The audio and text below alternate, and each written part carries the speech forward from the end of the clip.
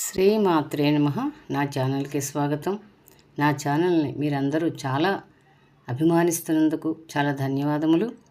ఇక్కడ చూడండి, అంటే ఎంత సౌందర్యంగా చూస్తుంటే ఆహ్లాదకరంగా ఉన్నాయో. అందులోనే అమ్మవారి స్వరూపాలు రకరకాలుగా మనము దర్శించవచ్చు.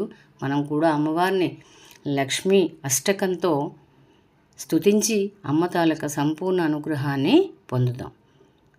ఓం నమస్తేస్తు మహామాయే శ్రీపీఠే సురపూజితే శంఖచక్రగదాహస్తే మహాలక్ష్మీర్నమోస్తుతే.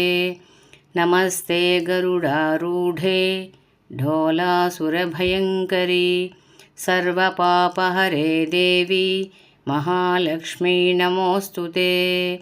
సర్వజ్ఞే సర్వవరదే సర్వదుష్టభయంకరీ సర్వదుఃఖహరే దేవి మహాలక్ష్మీ నమోస్తుతే. సిద్ధిబుద్ధిప్రదే దేవి భుక్తిముక్తిప్రదాయిని మంత్రమూర్తే సదా దేవి మహాలక్ష్మీ నమోస్తుతే.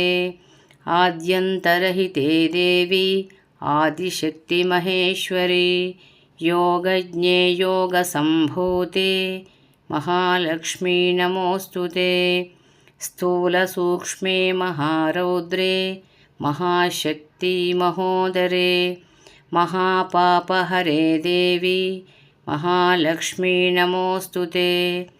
పద్మాసనస్థితే దేవి పరబ్రహ్మస్వరూపిణి పరమేశీ జగన్మాతః మహాలక్ష్మీ నమోస్తుతే.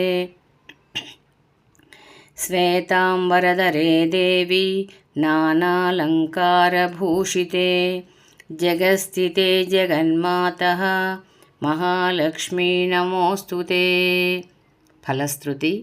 మహాలక్ష్మ్యష్టకం స్తోత్రం యః పఠేద్భక్తిమాన్ నరః సర్వసిద్ధిమవాప్నోతి రాజ్యం ప్రాప్నోతి సర్వదా.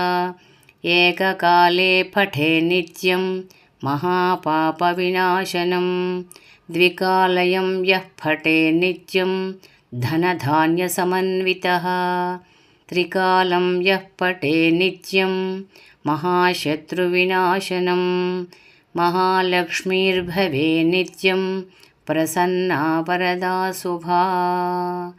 ఓం మహాదేవ్యై చ విద్మహే విష్ణుపత్నీ చ ధీమహి తన్నో లక్ష్మీ ప్రచోదయాత్.